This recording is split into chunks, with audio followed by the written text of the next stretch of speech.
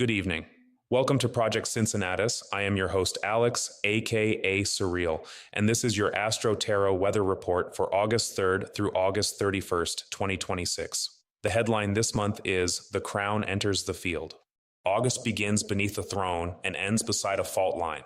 The sun moves through Leo, where authority becomes visible, ceremonial, dramatic, and personal. Jupiter stands in Leo beside it, enlarging the language of leadership, legitimacy, pride, spectacle, and command. But the moon does not remain in the royal chamber. It moves through Taurus, Leo, Scorpio, and Pisces, through the body, the crown, the hidden chamber, and finally, the sea. The month therefore asks a simple question. What happens when power leaves the palace and enters the material world? The answer does not arrive all at once. It arrives in 4 acts. First, the throne meets the bull, then the crown enters the furnace, then desire is weighed at the gate, and finally, the walls move. This is not a personal horoscope. It is a symbolic weather report, a reading of collective timing, public pressure, institutional behavior, and the stories through which a culture understands its own momentum. The sky tells the story. Tarot reveals the pattern. History remembers. Let us begin with the sky. The August matrix is not evenly distributed. The pressure gathers twice. The first and strongest concentration forms between August 10th and 13th, reaching the monthly maximum on August 11th. The second arrives from August 27th through the 31st, with a major late-month peak on August 28th. Between those two concentrations, the sky passes through a test of obligation, value, and consequence. So the month should not be read as one continuous emergency.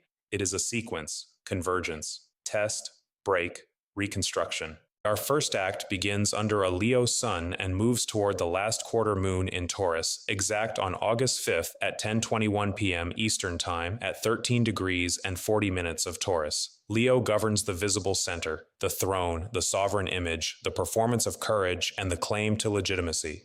Taurus governs what cannot be governed by image alone: food, money, land, shelter, appetite, the body, and the physical limits of endurance. This is why the first week carries the image of the bull beneath the throne. Authority may attempt to appear stable, heroic, or divinely favored, but the Taurus quarter moon asks whether the ground beneath that performance is fed, housed, paid, and secure. On August 6th, the sun forms a trine to Saturn. This can stabilize command. It can favor discipline, structure, formal announcements, or an appeal to duty. But Saturn is retrograde in Aries. The structure being invoked is not entirely new. It carries unfinished obligations, older conflicts, and consequences that have returned for review. Venus enters Libra on August 6th, changing the diplomatic atmosphere. Language becomes more balanced, polished, and formally conciliatory. Yet this does not mean the conflict has ended. It means conflict becomes better dressed. The first act therefore presents stability, but asks what that stability is costing. Our second act is the most concentrated period of the month. On August 10th, Venus opposes Neptune while trining Pluto. Beauty, diplomacy, money, agreement, and public sentiment encounter both glamour and subterranean power. Something may look peaceful while concealing the terms of the peace. Something may look generous while binding the receiver more tightly. Something may appear romantic, idealistic, or morally elevated while deeper leverage is being negotiated below the surface. Then comes August 11th, the monthly maximum. Mercury opposes Pluto. Mercury also trines Neptune. Venus trines Uranus. Mars enters Cancer. The moon crosses the Leo concentration and joins Jupiter. This is a dense communications field.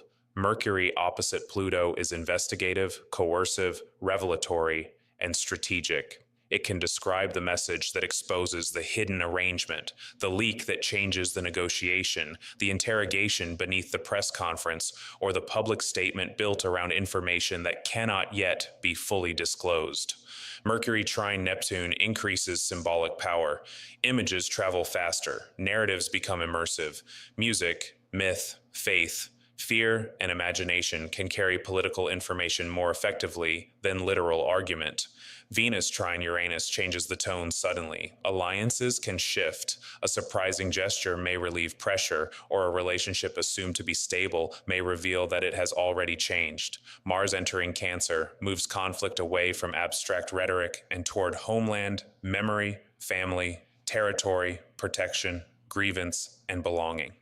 The blade leaves Gemini's newsroom and enters Cancer's house. The new moon arrives on August 12th at 1:36 p.m. Eastern Time at 20 degrees and 2 minutes of Leo. This is the crown entering the furnace. A Leo new moon can initiate a new public identity, a leadership mandate, a declaration, a campaign, a performance, or a struggle over who is permitted to stand at the center. But this new moon is born inside the pressure field of Mercury, Pluto, Neptune, Uranus, Venus, and Jupiter. The new image is not created in an empty room. It is created while hidden power, public emotion, sudden change, and strategic communication are all competing to define it. August 13th brings Mercury sextile Venus, offering a narrow corridor for agreement, translation, negotiation, or a message crafted carefully enough to cross the divide. On August 15th, Mercury joins Jupiter in Leo. The message expands. The declaration becomes larger, louder, more confident, and more difficult to retract.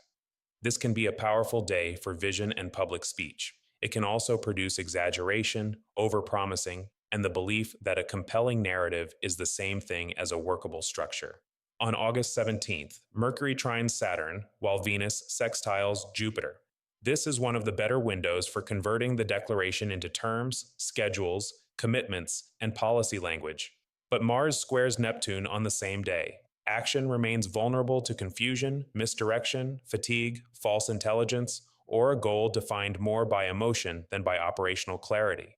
The second act therefore produces a mandate, but not yet certainty that the mandate can be executed. The third act begins when the new declaration meets resistance. The first quarter moon is exact on August 19th at 10:46 p.m. Eastern Time, at 27 degrees and 8 minutes of Scorpio. The Leo new moon asked who would wear the crown. The Scorpio quarter moon asks what the crown is hiding, what it owes, and what must be surrendered to keep it. Scorpio governs concentrated resources, debt, secrets, leverage, inheritance, exposure, and the binding terms beneath visible exchange. This is the gate of consequence. On August 21st, Venus opposes Saturn. This is a sober alignment for relationships, diplomacy, markets, values, and agreements. It can reveal distance where harmony had been performed. It can impose a cost, a delay, a boundary, or a test of loyalty. Agreements made under glamour now encounter duration. Promises meet calendars. Affection meets responsibility. Public approval meets material limits. The sun enters Virgo late on August 22nd. The royal performance gives way to inventory, procedure, maintenance, evidence, labor, health, and correction. The question changes from who commands to what works. This is the beginning of the month's audit. Looking at our planetary pressure index here, Mercury enters Virgo on August 25th, sharpening analysis and moving the communications field from declaration toward diagnosis. On August 27th, the Sun conjoins Mercury in Virgo. The mind and the visible center come together around facts, procedures, documents, corrections, logistics, and the language of competence. Then the full moon arrives, looking back to our lunar phases. The full moon is exact on August 28th at 12:18 a.m. Eastern Time at 4 degrees and 54 minutes of Pisces. Virgo separates, names, measures, and repairs. Pisces dissolves boundaries, reveals the atmosphere, and returns what has been excluded from the calculation. This full moon can expose the human, emotional, spiritual, or humanitarian consequence of a system that has been discussed only in technical terms. Only hours later, Mercury squares Uranus, followed by the Sun square Uranus. This is the break in the weather. Information can change suddenly. Systems can experience interruption. A message, discovery, technical failure, rebellion, market reaction, or unexpected decision can force a rapid change of plan. Uranus does not always destroy. It separates what can adapt from what can only repeat itself. The pressure remains elevated through the end of the month, but the final exact alignment offers a structural answer. On August 31st, Jupiter trines Saturn. Expansion meets architecture.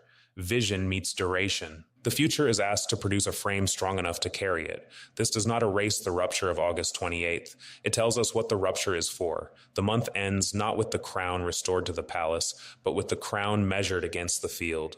Now we move from timing to geography. These astrocartography meridians do not predict that an event must occur in a particular country.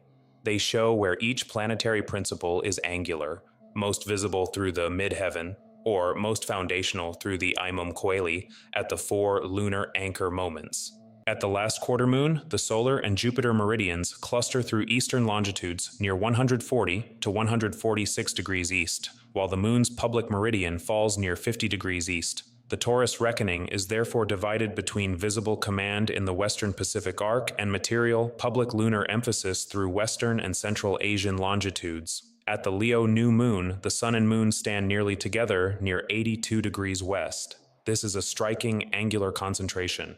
The new mandate is emphasized through the eastern North American and western Atlantic corridor, while Mercury and Jupiter gather farther west, near 93 to 98 degrees west. The new moon map therefore places the crown, the public, the message, and expansion across adjacent North American meridians, but not on one identical line. Image, audience, communication, and institutional growth are aligned closely enough to interact, while remaining distinct enough to compete. At the Scorpio first quarter, the solar, Mercury, and Jupiter lines return to eastern longitudes between roughly 124 and 139 degrees east. The ordeal moves toward questions of public authority, messaging, and expansion across the East Asian and Western Pacific arc. At the Pisces full moon, the Sun and Mercury again stand close together, this time near 116 degrees east, while the Moon opposes them near 64 degrees west. The culmination is geographically divided between technical declaration on one side and public emotional revelation on the other. The map repeats the month's governing tension. The center speaks, but the field answers from somewhere else. Transitioning now to our 5-card tarot matrix. Look for these 5 cards when doing your daily or weekend readings. For the monthly tarot matrix, the cards are being used as symbolic counterparts to the calculated sky, not as substitutes for the ephemeris, nor reflections of a personal fate, but are general archetypes to look out for across this month's changes. Our first card is the Emperor. The Emperor corresponds to the performance of authority. At his best, he creates order, assumes responsibility, and builds a structure that protects what depends upon it. In shadow or reversed, he confuses command with legitimacy and stability with obedience. Under the Leo concentration, watch for the Emperor's central question: is authority carrying the weight of the structure or merely occupying its highest seat? Card 2. Four of Pentacles. The Four of Pentacles corresponds to pressure at the foundations. It is the instinct to hold, secure, conserve, and defend material position. It can indicate prudent stewardship. It can also indicate fear, enclosure, scarcity, and the refusal to release what must circulate. This card belongs to the Taurus quarter moon, to housing, food, money, land, and the body beneath the spectacle. Card 3, Page of Swords. The Page of Swords corresponds to the information struggle.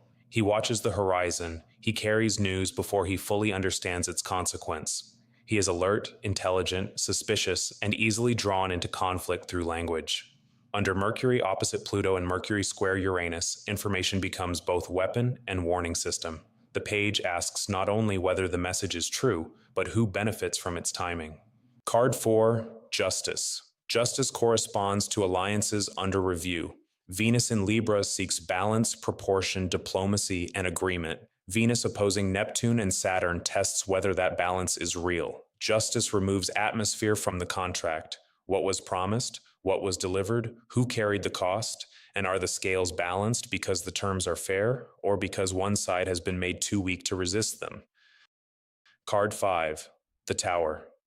The Tower corresponds to the break at the end of the month. It is not punishment from an irrational sky. It is the sudden visibility of a structural contradiction. The lightning does not create the weakness in the Tower. It reveals it. The Sun and Mercury square Uranus around the Pisces full moon. The Tower therefore warns of abrupt disclosure, interruption, revolt, technical failure, or the collapse of a narrative that can no longer contain the facts. But the month does not end with the Tower. Jupiter trine Saturn on August 31st introduces the possibility of rebuilding, not by restoring the illusion, but by constructing something capable of surviving the truth. That is it for our 5-card spread. Now to close out the day, our 5 things to watch out for. 1. The performance of authority. From August 3rd through the Leo new moon, watch leaders, institutions, and public figures stage certainty, heroism, unity, or control. Do not judge the performance only by its confidence.